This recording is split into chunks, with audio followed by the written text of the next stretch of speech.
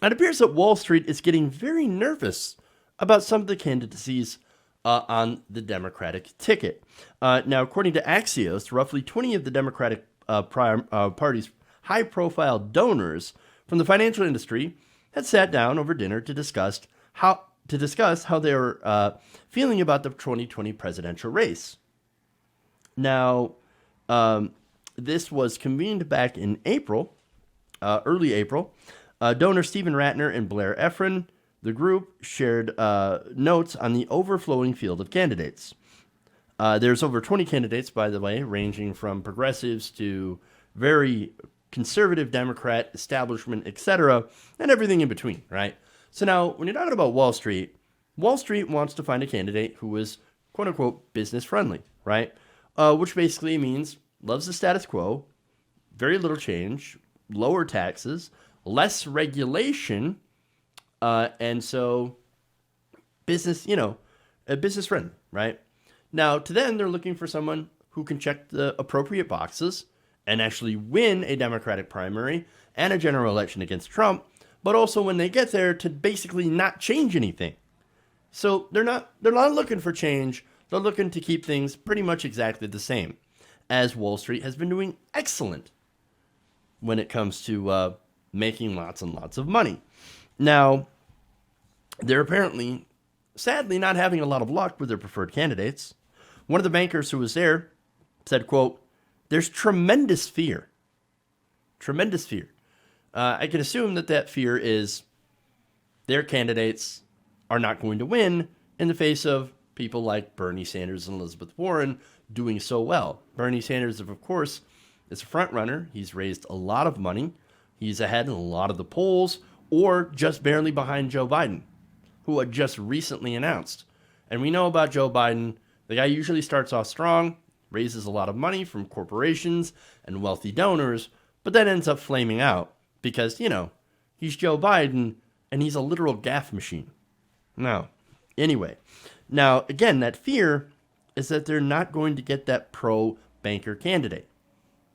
So Axios noted that, to quote, "The candidates who had long cultivated relationships with Wall Street, such as Cory Booker and Kirsten Gillibrand, were struggling to gain traction and had grown more hostile to finance as their party had too." I love it. I mean, look at Gillibrand, right? So Wall Street loves Kirsten Gillibrand. Now, where's she at? Well, according to Real Clear Politics, which has aggregated all the polls up to recently, she has an average of less than 1%. Ouch. Now, Cory Booker is actually faring better, especially, again, since you're in a field of 20 different people. He's actually doing a respectable 3.5%. Now, Joe Biden, of course, in the aggregate polls is leading about 29%, followed by Senator Bernie Sanders at 23%. So, again, that's an aggregate poll or an average of all the recent polls up until now, right? So now, in the article, they said that Biden had, quote, "never until a few months ago maintained any successful meaningful relationship with Wall Street." I'm not sure about that. Joe Biden has worked on behalf of credit card companies. In fact, that's one of the reasons Warren said she even got into politics in the first place, to be a foil to Joe Biden and his love of big credit card companies.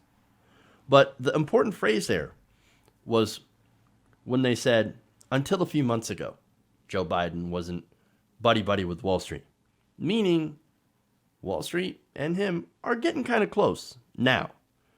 Now, nearly everyone else in the field, the financiers felt, is being pulled leftward by Bernie Sanders and Elizabeth Warren. Now, the article makes one interesting mention here of a candidate the financiers really do like other than Cory Booker and Kirsten Gillibrand, and this is somebody who's actually doing okay in the polls. And that's Kamala Harris. Interesting. Kamala Harris polls third according to an aggregate of polling. So watch out for Kamala, right? If the bankers like her, well, then that's kind of a bad sign. It's a bit of a warning sign anyway. As for Sanders and Warren, just the fact that they're making Wall Street very nervous and pulling candidates away from them, that is a win in itself. Hey guys, hopefully you enjoyed that free video. Now I'm going to have to ask you a favor.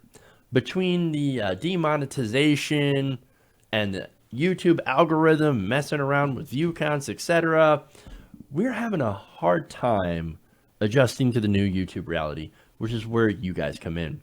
See, we have a Patreon, patreon.com/TYTNation, set up to help us rely on you guys, the viewers, instead of big corporate ads. Look, you know the show. You know I'm not in favor of big corporations anyway. So help us transition away from relying on the ad model to pay the bills and sign up to be a patron, patreon.com/TYTNation. That goes a long way to help us keep the lights on. And you guys will know that you're supporting independent progressive media.